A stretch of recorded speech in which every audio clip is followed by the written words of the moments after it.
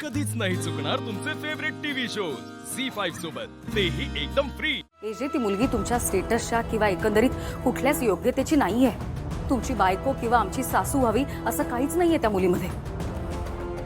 I am sorry, मी तुमच्या निर्णयावर शंका घेतेय, पण हे सगळं मी आपल्या घराच्या भल्यासाठीच बोलतेय। जे बाबा, आम्ही तुमच्या उत्तराची वाट बघतोय। गुड।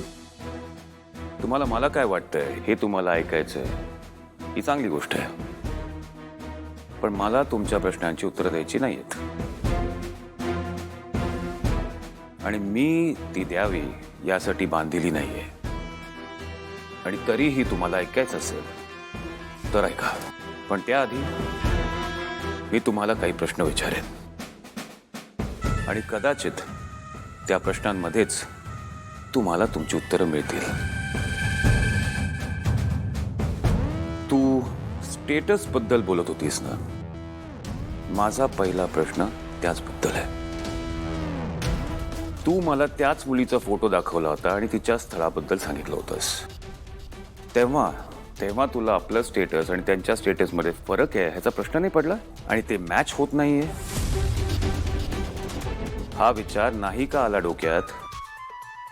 आणि तू म्हणालीस की ती आपलं घर सांभाळू शकत नाही। जेव्हा मी पुन्हा लग्न करायचा निर्णय घेतला तेव्हा मुलगी सिलेक्ट करायची जबाबदारी मी तुला दिली होती। तेव्हा तू ती जबाबदारी निभावण्या एवढी रिस्पॉन्सिबल होतीस। आणि जर माझ्या या प्रश्नाचं उत्तर तुझं हो असेल तर माझी निवड चुकीची नाही, कारण तुम्ही एवढ्या जबाबदारीने निवडलेली मुलगी पण लीलाच होती। आणि प्रमोद, तू वयाबद्दल बोलत होतास ना। आय थिंक कुठल्याही व्यक्तीची योग्यता त्याच्या वयावरून ठरत नाही। आज जेव्हा तू हॉटेलमध्ये येतोस तेव्हा तुझ्यापेक्षा वयाने मोठे असलेले स्टाफ मेंबर्स सुद्धा तुला रिस्पेक्ट देतात, तुझ्या समोर झुकतात, बरोबर ना? याचाच अर्थ वय कमी असलं तरी माणसाची योग्यता त्याच्या कामावरूनच ठरते, हो की नाही? मग तुम्ही तुमच्यापेक्षा वयाने लहान असलेल्या व्यक्तीला आईची जागा दिली की त्यानंतर त्या व्यक्तीला आईचा मान देण्यात काहीच चूक नाहीये, करेक्ट? तुम्ही या सगळ्या प्रश्नांची उत्तरं दिलीत तर तुम्हाला तुमच्या प्रश्नांची उत्तरं मिळतील। या घराच्या इब्रतीची तुमच्यापेक्षा जास्ती काळजी मला आहे आणि तरीही मी तुम्हाला तुमचं मत बदलायला सांगणार नाही, कारण की मला त्यांनी काहीच फरक पडत नाही। तुम्हाला जे काम दिलंय ते चोख झालं पाहिजे याची खात्री घ्या। Do you understand? कळलं का? येस। गुड। परफेक्ट हा आहे मिस्टर परफेक्ट।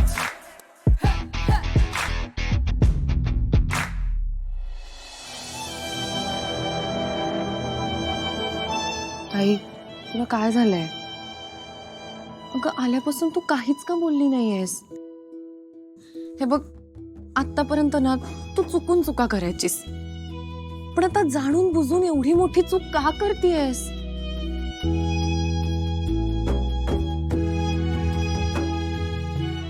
हे बघ ताई, मला एवढं तर माहितीये की तुला त्या एजे बरोबर लग्न करायचं नाहीये। काय सगळं माहिती असून सुद्धा मुद्दामून हा निर्णय घेतलायस। ताई, अगं काहीतरी बोल। बस, आज जा, मला एकटीला बसू दे। ताई, माझं एक शेवटचं ऐकून घे। तू हे जे सगळं बोलतेस ना, हे फक्त स्वतःला फसवण्यासाठी बोलतेस। तू खूप मोठी चूक करतेस ताई।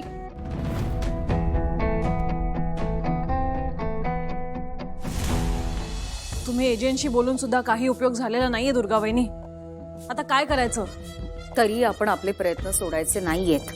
हो, ती मुलगी खूप धांदरट आहे। तिने पार्टीमध्ये केवढ्या वस्तू पाडल्या माहितीये? माझ्याकडे व्हिडिओज आहेत,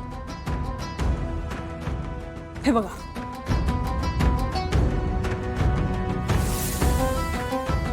मी फक्त वस्तू नाहीत, तिने तर माणसांना पण पाडलं। थांबा, माझ्याकडे पण व्हिडिओ आहे। हे बघा वहिनी,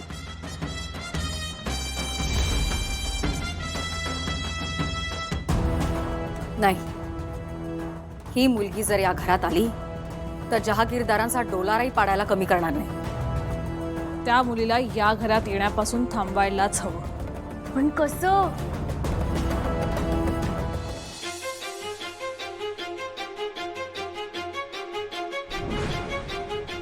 माझा वाढदिवस जवळ आलाय, तर या निमित्ताने तुम्ही नव्याने तुमचं आयुष्य सुरू करा. तुम्ही दुसरं लग्न करा. हे जे तुम्ही आजवर माझी एकही इच्छा अपुरी ठेवली नाही, माझ्या या शेवटच्या पत्रातून तुम्ही माझी शेवटची इच्छा पूर्ण करायची. तुम्ही दुसऱ्या लग्नासाठी तयार व्हा. अंतरा, इथून पुढे या घरात माझ्या लाईफमध्ये जे काही होईल ते सगळं तुझ्यासाठी असेल. मी तुला वचन दिलंय की मी तुझी इच्छा पूर्ण करेन. आता लोक काय म्हणतील याने मला काहीही फरक पडत नाही.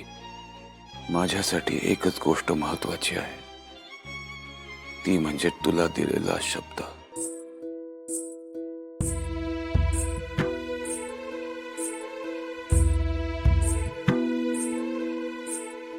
अभिराम, काय अंतराशी बोलत होतास?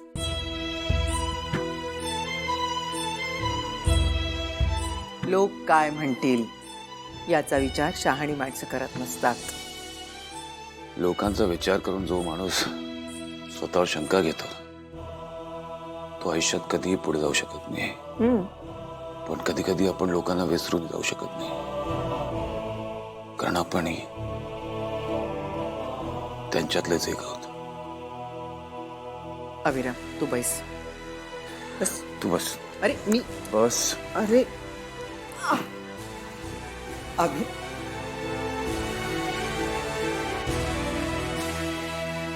पण माझा तुझ्यावर पूर्ण विश्वास आहे.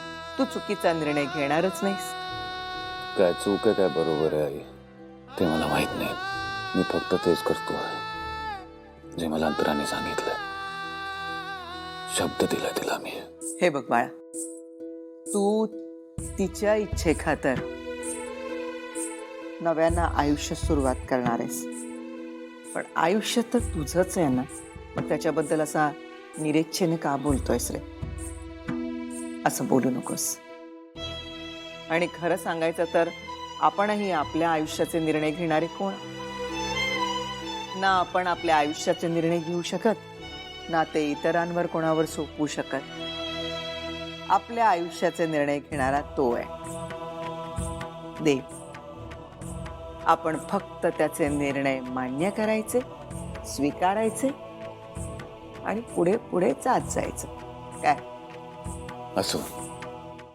झी5 ॲप डाउनलोड करा आणि पहा सर्व एपिसोड्स एकदम फ्री.